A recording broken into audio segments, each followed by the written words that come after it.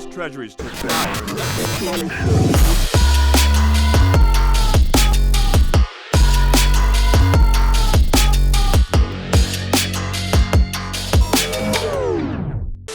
Listen up, Rebels. Rebel Leader here, and today I want to talk about the best stock to buy for April 2021.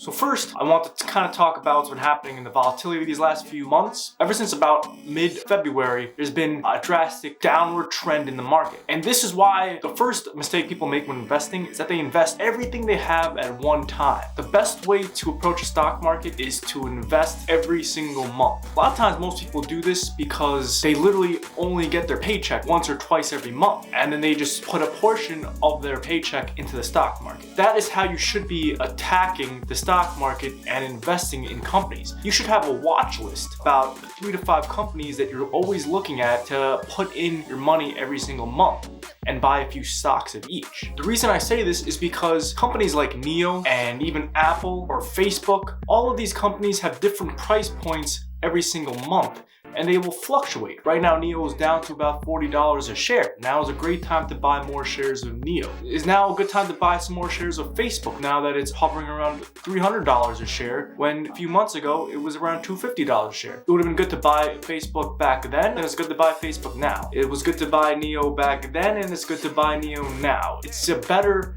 that you dollar cost average away into the stock market rather than buying at the extreme highs. It's always the best case scenario to buy at the lows, but you don't really know when the lows are. So in short, I urge you guys to keep track of all your favorite stocks and keep looking at it and tracking the prices month to month so you know what the best time to buy is. And you can be patient here. You can be aggressively patient and wait for your stock to fluctuate lower, because it generally does. All stocks fluctuate. All stocks will go in a cyclical pattern. Which brings us to April's best stock to buy now. It's going to be Palantir.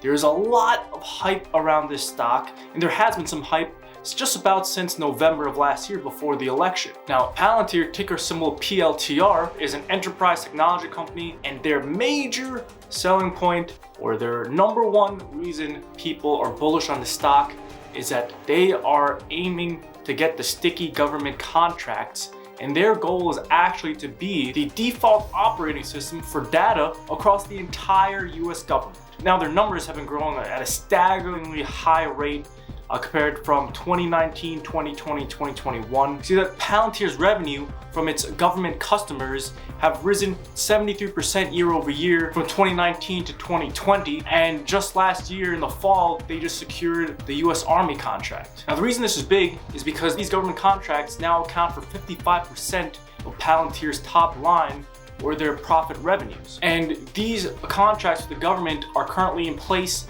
for 4 more years, and they'll continue to keep extending and keep reaching more departments of the government as time goes on. If they can prove themselves here with the US Army, all the other branches of the military will take them up. They'll secure more contracts, and these sticky government contracts are the number one selling point why people are super excited about Palantir, but also don't really know how to value it, because it's a brand new company. And as you can see, just as early as last year, this stock was at $10 a share. Maybe in September, it picked up real steam in November election. It rose just earlier this year in January to about $45 a share. Now it's back to around $20, so you're sitting at around the midpoint, and this is a great time to buy. Now, Palantir also has a separate business called Foundry in its enterprise market. Not only can it be used in the government data, it has wide applications, optimizing AI tools and energy management services, because really there's a lot that you can do with data. And that is what Palantir does. So Palantir and their Foundry platform have just signed new contracts with IBM, PGE, BP, and they're only growing, and they're going to keep renewing these contracts. Overall, Palantir is a great artificial intelligence play. If you want more diversity in your portfolio, and I personally don't have this type of diversity in my portfolio yet, so I think this is a great addition. When you're thinking of your overall portfolio and the other positions you have, this could fit in as great upside, but also adds that little bit of diversity. Global AI market should grow at a compounded annual growth rate of 42% from 2021 to 2027. Now that is amazing growth potential for the next 5 years. I believe you can start seeing Palantir start really coming into its own in about 2 to 3 years and really exploding from there in terms of what they're able to do into turning that into actionable strategies and just the need for the service that they provide heading towards into the future. Now, these companies, if you look at the balance sheet and the numbers and the profits, it's really not looking too good. Again, they're in the very early stages, but they do have about $200 billion in cash assets ready to be deployed. So to recap, Palantir is at a great entry point right now, hovering around $20 a share, especially for long-term investors. The recent drop is mostly due to contract lockups, where original shareholders are now allowed to sell their shares, and that was just the cause of the recent drop. Things like these happen. It was always expected that there would be a large run-up and then a complete sell-off upon the lockout expiry date. But that's also just why you know it's a great entry point, because if you look at any other of these companies, Lemonade being the most recent one, after the lockup period ended, it took a little dip and then it kept rising. If you needed one more reason why you should buy the stock with a boost of confidence, it's that Cathie Woods, the ARK CEO, has just purchased 1.2 million shares of Palantir and added it to the ARK ETFs.